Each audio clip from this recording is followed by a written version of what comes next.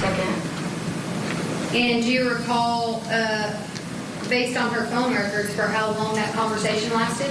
Yes, it was 71 minutes. So, to be clear, when you called Jason here in this photo that we're looking at, you didn't know it was Jason Chen? Not until he said his name. Had you spoken to him before this moment? No. And you said before he said his name was Jason Chen. Did he verify that it was Jason? Yes.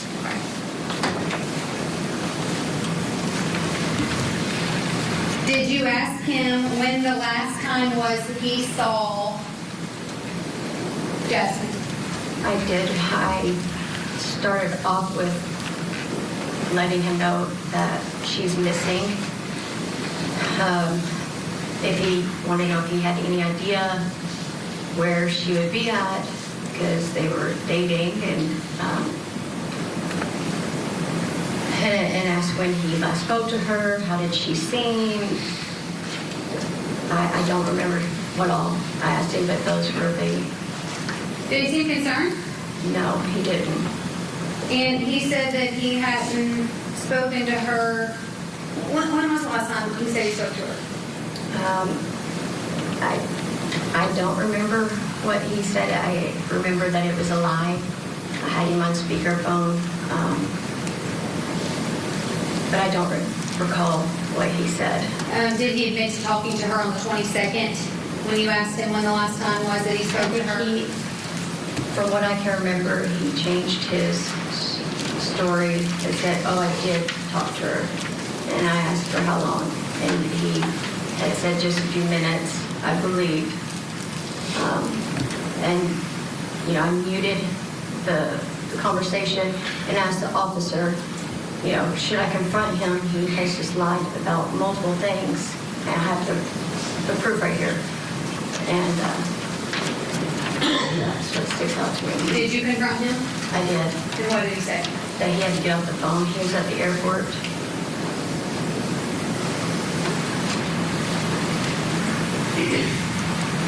Did you ask him where he lived?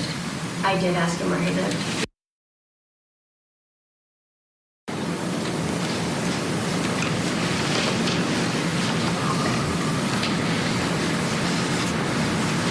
Did he ask you any questions? No. About Jasmine? No. Did he ask you any questions about what you guys had done to find her? No. Did he offer his assistance? No.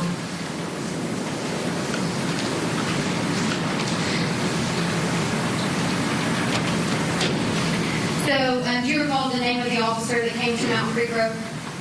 Pierre, I believe. Okay, and describe to the jury how helpful, in your opinion, Officer Pierre was able to be.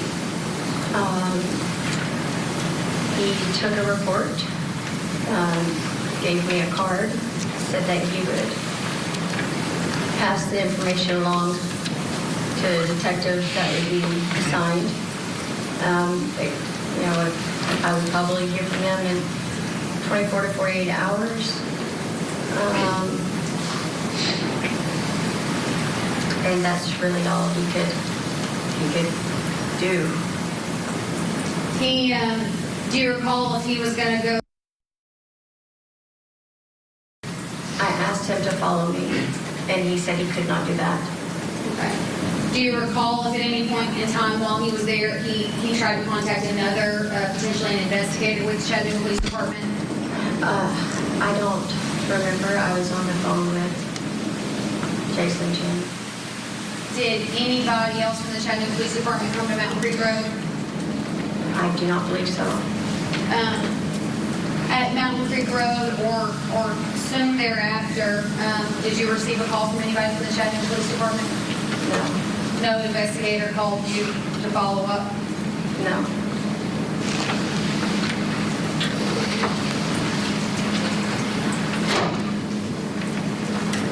So did Officer Pierre leave Mountain Creek Road? Yes. When he left, were you still there? Yes. And what did you proceed to do?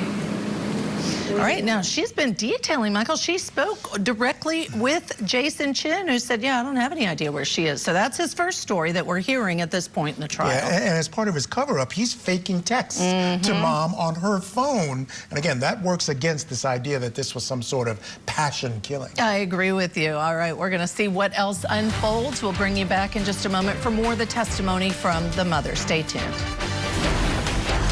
Ponzi scheme and a deadly poisoning. A former pharmacist already convicted in a federal fraud case. Now stands trial for the murder of her husband. The Ponzi scheme murder trial. Live coverage begins this week, only on Court TV.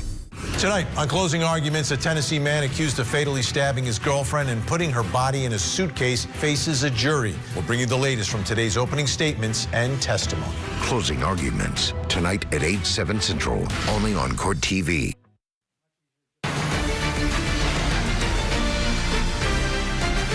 Welcome back. We are in Tennessee this afternoon for the Suitcase by the River murder trial against Jason Chen. Now, prosecutors say that Chen stabbed 22-year-old Jasmine Pace more than 60 times and then put her body in a suitcase by a river.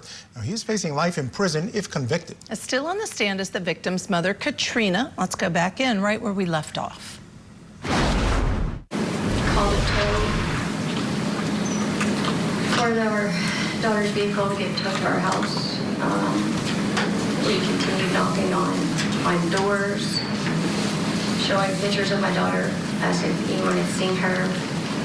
We talked to the security officer at the apartments to see if he could help us with footage, since we knew the timing when her vehicle entered there, so we could see if Jasmine was driving the vehicle,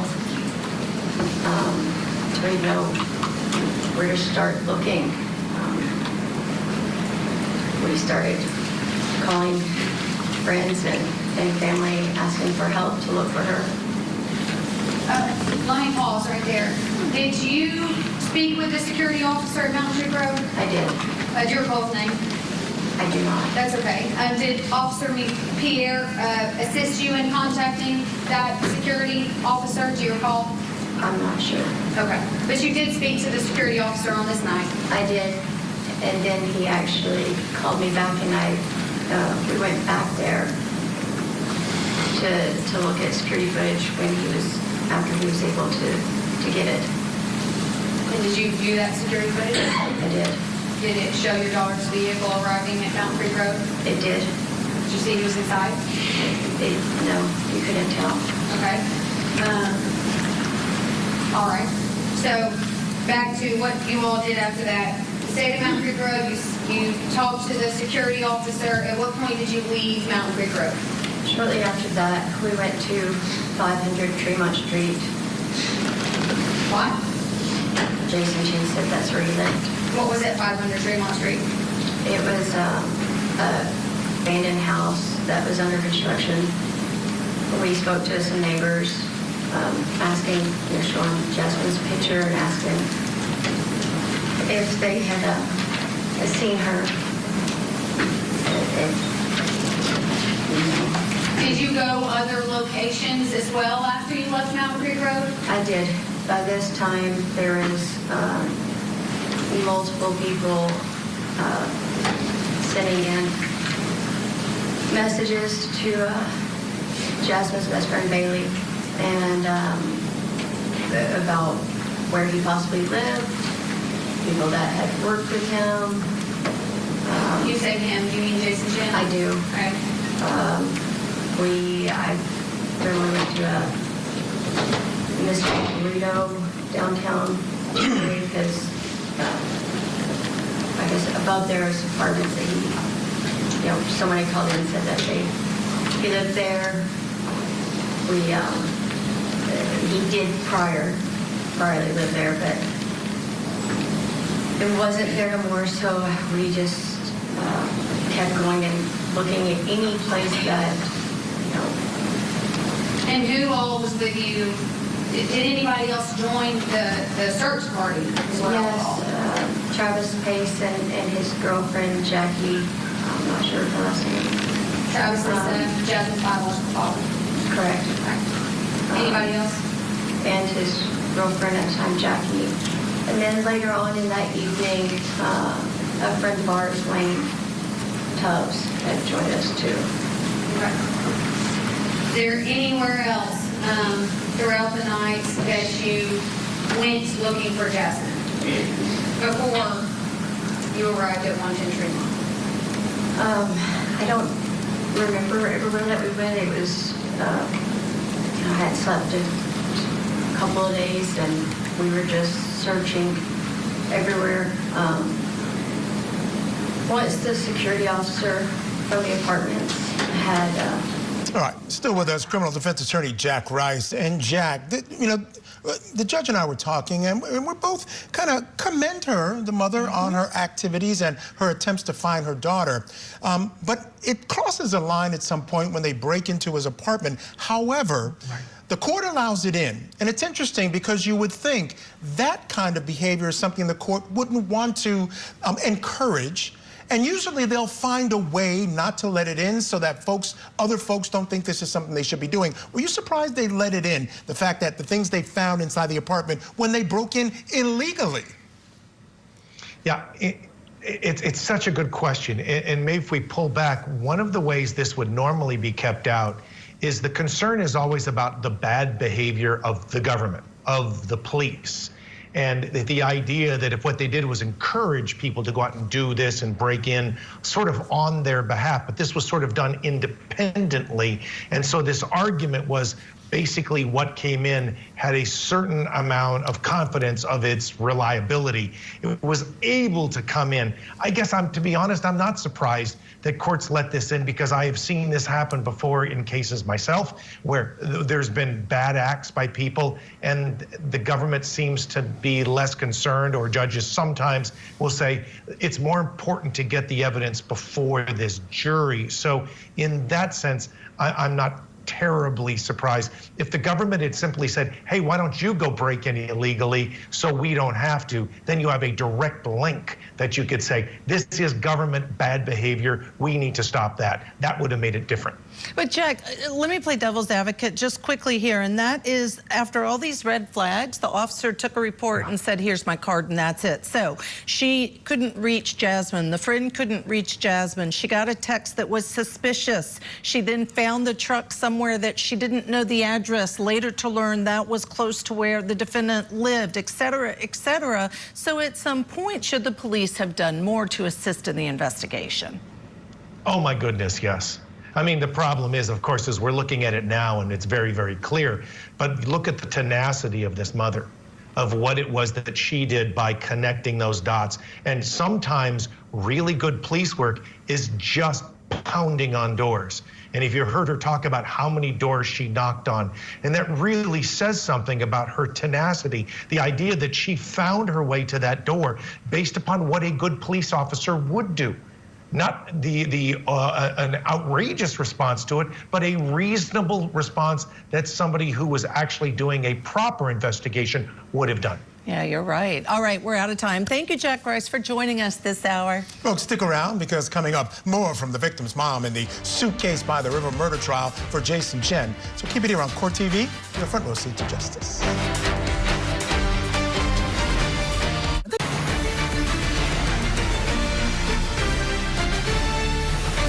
Welcome back to Court TV Live. I'm Michael Ayala. And I'm Judge Ashley Wilcott. We have new developments in the Karen Reed murder retrial. A big win for the defense. The judge has agreed to allow a dog bite expert for the defense to testify in Reed's upcoming trial. Also, jury deliberations are expected to begin tomorrow in the bad breakup murder trial of Victor Rivera. And in New Hampshire, he testified in his own defense today, telling jurors that he has no memory of shooting and killing his ex-girlfriend and her new boyfriend. And opening statements begin in Court TV's newest case, the Suitcase by the River murder trial of Jason Chen out of Tennessee.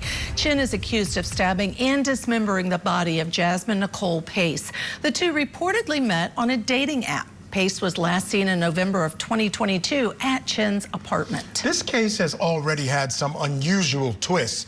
The victim's family actually broke into Chen's apartment after she disappeared, and they found her ID, her travel bag, lots of cleaning supplies. police later located a knife and evidence of a large amount of blood. The family also broke into Chen's apartment 2 more times and removed phones, iPads, and notebooks. Chen allegedly wrote some notes that included information about the last time he saw Pace and her alleged history of running away. The defense tried to keep that information from being included as evidence, saying that Pace's family tainted the scene, but the judge ruled the notes will be allowed in as evidence. Now, Pace's body was found inside of a suitcase by the river the day after Chen was arrested. The victim's mother is still on the stand testifying. She's on direct. Let's head back into court. When you say that you located a pin drop, which is basically location sharing, you said from her, being Jasmine, you don't actually know whether it was her or not, but it came from her phone. Is that correct? So you can't testify whether or not she actually sent the pin drop? No, But did you have her number saved in your phone? I do. And did it come from what Her was phone line, yes. her phone line? Okay. And do you recall approximately the day and time that location was shared from that phone with you? It's November 23rd at 2:18 in the morning. 2:18 a.m.? Yes, ma'am.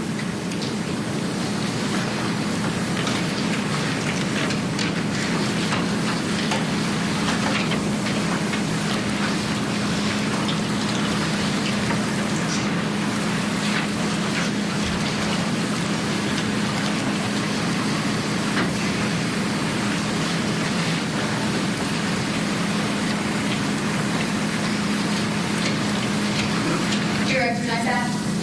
Yes. What is it? It's the pin drop coordinates from the message. Does that accurately reflect what your phone showed when you clicked on that location that was shared with you?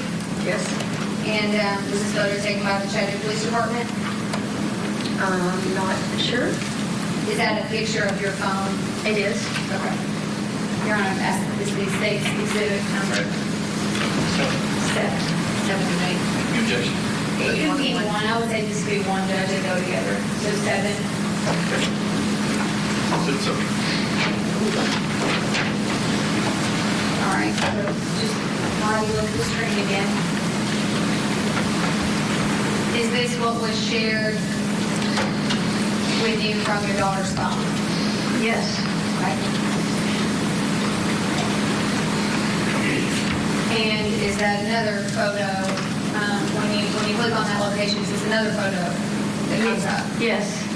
What is where this red is? What is this building? Apartment complex, Jason Chen lives. So when you saw this location that had been shared with you, what did you do? We leave if we go to that location. Same people with you at this time? At the moment, it was just Gabby, Travis, Jackie, and myself. Wayne Tubbs had met up with us later on in the evening after we arrived there. What was your reaction when you saw this location drop? I was scared because that was not normal. Jasmine had never sent me a pin drop location in the middle of the night. At the time that you saw the location drop, did you know of anybody that lived or No, frequented this building? no. So you traveled to this location. Do you recall what the address was? I believe it's 110 Tremont Street. Okay. And it's an apartment building, is that correct? Yes.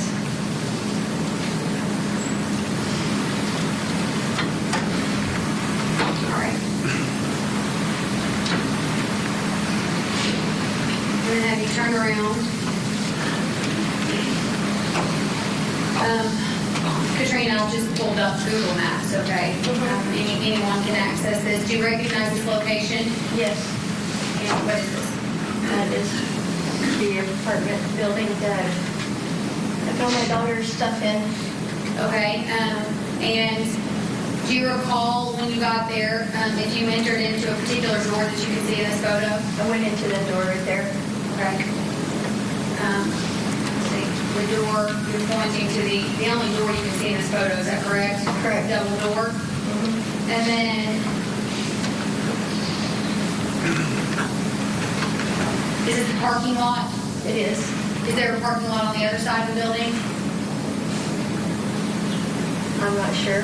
Where did you all park when you got there? I actually parked right back in my car.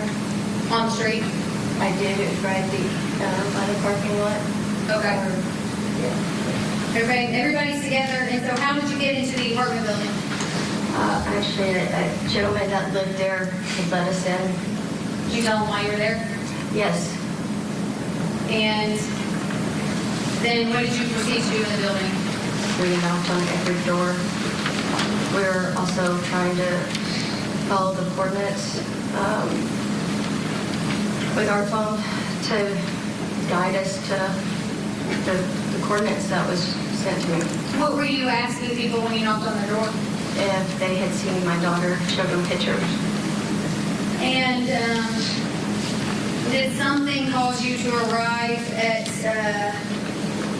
apartment 210? Yes. What was that? Spoke to a neighbor that told me that Objection, your side. It's not what you from pattern or From prior hearings, I believe this is going to explain why she did what she did. So for the non-hearsay purpose, shall be admitted to objection. Ladies and gentlemen, you're about to hear the witness describe statements made by someone else other than her. They're not to be taken for the truth of the matter, sir. They're only to be taken for the admissibility purpose of explaining why Ms. Bean did what she did. May continue. So what led you to apartment 210? the neighbor said that he heard a woman scream within several minutes of the pin drop that I had received from my daughter. Was he from that direction, and Jason's apartment door was the only one that someone didn't answer. So the person told you that the scream had come from a certain apartment. Was that apartment 210? It was. And did you and your family knock on that door? We did. No one answered it. Okay. Explain to the jury what you and your family members then proceeded to do. I got a credit card from my wallet out of my car, and we broke into the apartment.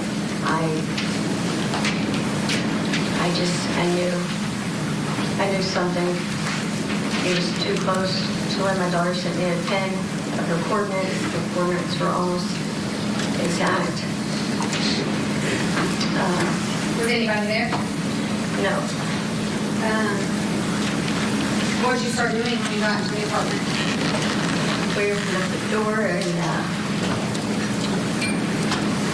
seen cleaning supplies and a notebook. I opened the notebook, seeing that it was Jason Chen's apartment. Opened up. How did the notebook let you know that it was Jason's It apartment? had his name on it. Okay.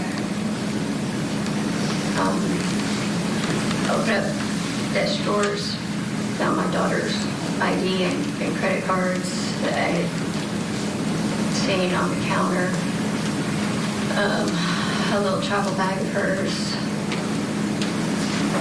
So you located some of Jasmine's belongings. I did. And you mentioned a desk. Where, when you walk in the door to Jason's apartment, can you describe to the jury where the desk was at? You walk in, it would be to your right. Okay. And who was it that opened that drawer of his desk? I don't remember if it was myself or Travis. We were all right together. I took pictures of us entering and took pictures of the credit cards and the ID in the desk.